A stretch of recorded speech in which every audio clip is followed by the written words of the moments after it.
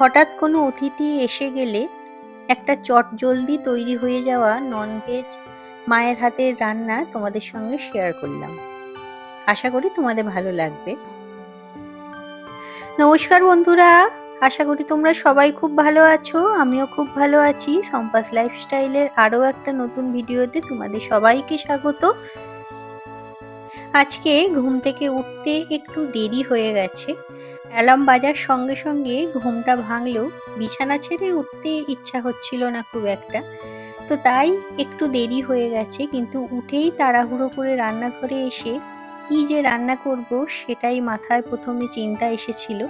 তবে আজকে ভেবেই রেখেছিলাম ডিম রান্না করব। তবে ডিমের ঝোল করতে গেলে আলু সিদ্ধ হতে বেশ অনেকটা সময় লেগে যায়। তাই ভাবলাম ডিমের অমলেট করে আলু দিয়ে একটা তরকারি বানাই। তো চলো তোমাদের সঙ্গে শেয়ার করি। প্রথমে দেখো ডিমের অমলেটটা করে নিয়েছি, আর তারপরে এখানে কড়াইতে তেল গরম করে তার মধ্যে জিরে, তেজপাতা আর গোটা গরম মশলা ফোড়ন দিয়ে দিলাম। ফোড়নটা একটু সামান্য ভেজে নেব। তারপরে মিডিয়াম সাইজের দুটো পেঁয়াজ আমি কুচি করে রেখে দিয়েছিলাম, তো সেই পেঁয়াজগুলো দিয়ে দিলাম। আর এই চপারে কিন্তু পেঁয়াজ কাটলে অনেক তাড়াতাড়ি কাটা হয়ে যায়, তো চপারটাই আমি এখন রেগুলার ইউজ করি। তারপরে দেখো পেঁয়াজগুলো একটু ভেজে নিয়েছি ভালো করে, আর এর মধ্যে দিয়ে দিচ্ছি আলু। আলুগুলো নিশ্চয়ই দেখতেই পাচ্ছ, আলু ভাজার যেরকম লম্বা লম্বা করে কাটি সেইভাবে কেটেছি, কিন্তু একটু মোটা করে।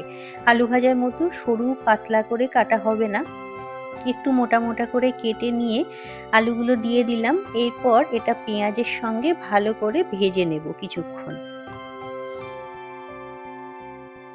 তো আলু পেঁয়াজ সবকিছুই আমার এখানে ভাজা হয়ে গেছে। এবার এর মধ্যে একটা টমেটো দিয়ে দিলাম ছোট ছোট করে কুচি করে। তোমরা চাইলে টমেটো পেস্টও দিতে পারো, তবে মা কিন্তু টমেটোটা এইভাবে গোটা কেটেই দিত।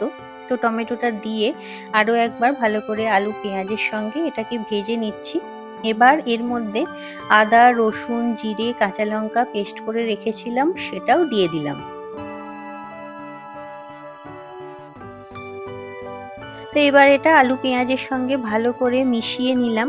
তবে এর মধ্যে কিছু গুঁড়ো মশলা অ্যাড করব। এখানে দিলাম হলুদ গুঁড়ো, আর এরপরে দেব কাশ্মীরি লঙ্কার গুঁড়ো। এছাড়া এর মধ্যে দেব একটু চিকেন মশলা। চিকেন মশলাটা সাধারণত আমরা চিকেনে দিয়েই খাই, কিন্তু ডিমের এই তরকারিতে দিয়েও কিন্তু বেশ ভালো লাগে। তো চিকেন মশলাটা দেওয়ার পরে ভালো করে সমস্ত কিছু আরও কিছুক্ষণ আমি ভালো করে কষিয়ে নেব, যাতে আদা রসুনের যে কাঁচা গন্ধটা আছে সেই গন্ধটা চলে যায়। বাড়িতে হঠাৎ কোনো অতিথি এসে গেলে বা তাড়াহুড়ো করে যখন কোনো রান্না করতে হতো, তো ডিম, আলু সমস্ত কিছু সিদ্ধ করতে বেশ অনেকটা সময় চলে যায়। তাই মাকে দেখতাম এই রকমভাবে আলু সরু সরু করে কেটে নিয়ে ডিমের অমলেট করে তরকারি করে নিত। খুব সহজে এবং খুব অল্প সময়ের মধ্যেই কিন্তু রান্নাটা হয়ে যেত। তো এবার এর মধ্যে মিশিয়ে দিলাম একটু জল। তোমরা চাইলে গরম জলও দিতে পারো, তবে গ্যাসের ওইদিকে একটা অন্য রান্না বসানো আছে যেহেতু, তাই আর গরম জল দিলাম না। আর এর মধ্যে এবার স্বাদ মতো নুন দিয়ে দিয়েছিলাম। তারপরে ঝোলটা দেখো এখানে কিছুক্ষণ রাখার পর ফুটে উঠেছে। এবার এর মধ্যে এই যে উপর থেকে ডিমের অমলেটগুলো ভেজে রেখেছিলাম সেইগুলো দিয়ে দেব। দিয়ে আর বেশি ঘাঁটাঘাঁটি করব না, কারণ আলুটা যেহেতু ভাজা আছে, আলুটা সিদ্ধ হতে খুব একটা বেশি সময় লাগবে না। মিনিট 10-এর মতো এটা একটু ফুটিয়ে নিলেই কিন্তু তরকারিটা রেডি হয়ে যাবে। এই যে দেখতে পাচ্ছ গ্রেভিটা কিন্তু অনেকটা ঘন হয়ে গেছে, আর ডিমের অমলেটগুলোও কিন্তু সুন্দর মিশে গেছে মশলার সঙ্গে। আর এটা একটু গ্রেভি গ্রেভিও রাখতে পারো বা শুকনো তরকারিও করতে পারো। আমি সামান্য একটু গ্রেভি রেখেছি। তো তারপরে এটাকে এই যে নামিয়ে দিলাম, তবে ডিমগুলো আগে তুলে রেখেছি, নাহলে তরকারিটা ঢালতে গিয়ে ডিমগুলো কিন্তু ভেঙে যেতে পারে। তো এবার এই যে চলে এসেছি উপরে, তবে এর মাঝে বাবিকে রেডি করে ওকে স্কুলে দিয়ে চলে এসেছি। এখন যেহেতু একটা ক্লাস উঁচুতে উঠেছে, তো তাই স্কুলটা এখন একটু বেশি সময় ধরে হয়। ওর বাড়ি আসতে আসতে বেশ অনেকটা দেরি হয়ে যায়। তো তাই সেই সময়ের মধ্যে বাড়ির সমস্ত কাজগুলো আমি কমপ্লিট করে রাখার চেষ্টা করি, কারণ ওকে নিয়ে আসতে আসতে অনেকটাই বেলা হয়ে যায়। তারপরে এসে আর এইসব কাজ করার মতো সময় থাকে না। তো আগের দিনের ভিডিওতে আওয়াজ সিম্পল লাইফস্টাইল থেকে সাগরিকা তুমি কমেন্ট করেছিলে আমিও কাঁচের জারের বোতলগুলো লেবেল গরম জলে ধুয়ে তুলি। খুব সুন্দর করে জিনিস গুছিয়ে রাখলে ওয়াল হ্যাঙ্গিংটাও খুব সুন্দর হয়েছে। অনেক ধন্যবাদ সাগরিকা তোমাকে। ইন্ডিয়ান ব্লগার শিবানী এই আইডি থেকে দিদিভাই কমেন্ট করেছো, সম্পূর্ণ ভিডিওটা খুব ভালো হয়েছে বোন, লাইক দিয়ে দেখে নিলাম। তোমার রান্নাঘরটা খুব সুন্দর, কাঁচের শিশিগুলো পরিষ্কার করে যত্ন করে জিনিস রাখলে, কমেন্ট করলে খুব ভালো হয়েছে ভিডিওটা, পাশে থেকো বোন। অবশ্যই পাশে থাকবো দিদিভাই, তোমরাও সবাই পাশে থেকো আমার। এখন না ঠান্ডাটা দিনের বেলা প্রায় নেই বললেই চলে, তবে রাতের দিকে বা সন্ধ্যের পর থেকে একটু গাটা শিরশির করছে। তো রাতের বেলা এই যে বেডশিটগুলো কিন্তু গায়ে দিতে লাগছে এখনো পর্যন্ত। তবে শীতের জামা কাপড় বা ব্ল্যাঙ্কেট সবকিছুই কিন্তু গুছিয়ে তুলে রেখেছি। আর এই কমফর্টারটা তুলে রেখেছিলাম কিন্তু আবার বের করতে হয়েছিল, দু একদিন আগে একটু জ্বর এসেছিল, ঠান্ডা লাগার জন্য এটা বের করেছিলাম। তো বাইরে পড়ে থাকলে নোংরা হয়ে যাবে, তাই ভাবলাম আজকে ভালো করে গুছিয়ে এটা তুলে রাখি বক্সের মধ্যে। আজকে না সমস্ত কাজগুলোই আমাকে এই সময়ে কমপ্লিট করে রেখে যেতে হবে, কারণ বাবিকে তো আনতে আনতে বললাম অনেকটা দেরি হয়ে যায়। তারপরে এসে আরও একটু রান্না হয়তো করতে হবে, কারণ আজকে আমার পিস্তুত দেওর আসার কথা আছে, দুপুরে খাবে এখানে। তবে ও এইসব পেঁয়াজ রসুন দিয়ে তরকারি খাবে না, শরীরটা ওর একটু খারাপ আছে। তো তাই ওর জন্য ভাবছি একটু ডাল আর অন্য কিছু একটা হালকা পাতলা তরকারি ওর জন্য করে দেব।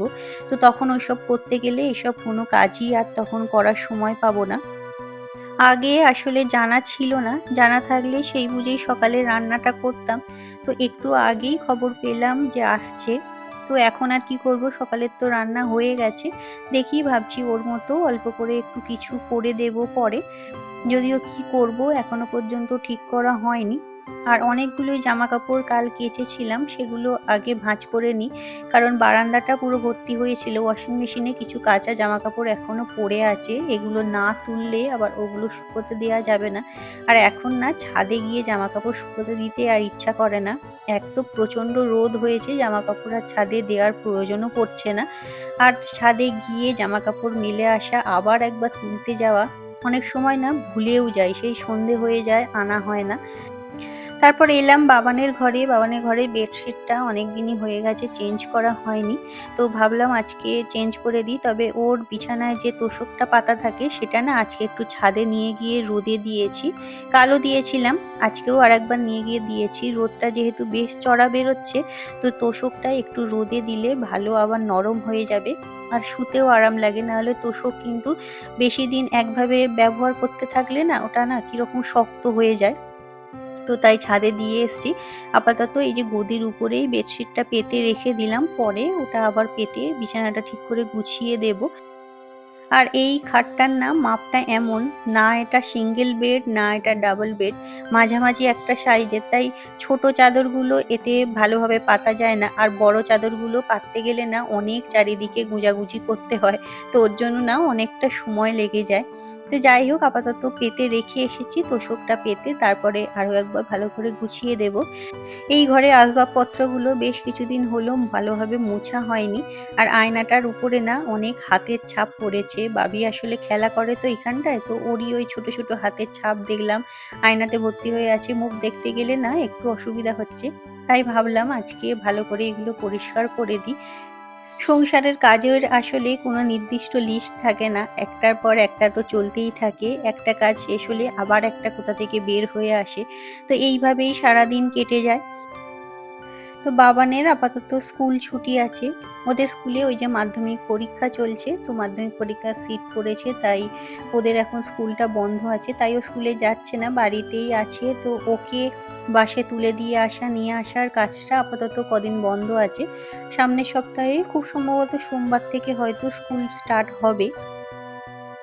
আর এই খাটের না ভাঁজগুলোতে না প্রচন্ড ধুলো জমে জানো তো, যদিও খুব একটা ডিজাইন খাটের মধ্যে আমরা করাইনি শুধু ওর জন্যই, যে ধুলো জমলে সেগুলো পরিষ্কার করতে খুব সমস্যা হয়ে যায়।